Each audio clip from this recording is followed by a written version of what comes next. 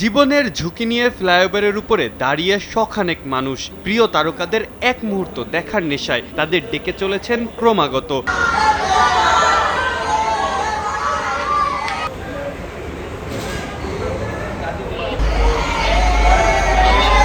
ঢাকা বলে যাদের নারায়ণগঞ্জ জয়দেবপুর পাঠিয়ে দেওয়া হয়েছিল তারা দলে দলে ফিরছে বিমানবন্দর সংলগ্ন আশিয়ান সিটিতে।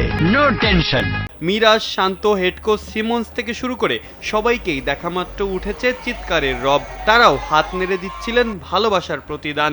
অথচ চট্টগ্রাম টেস্টে স্বাগতিক বাংলাদেশ কিনা খেলছে দর্শক ছাড়া ফাঁকা মাঠে। মাঠের বাইরের এই দর্শকদের গ্যালারিমুখী করতে কোনো পদক্ষেপ নেবে কি বিসিবি?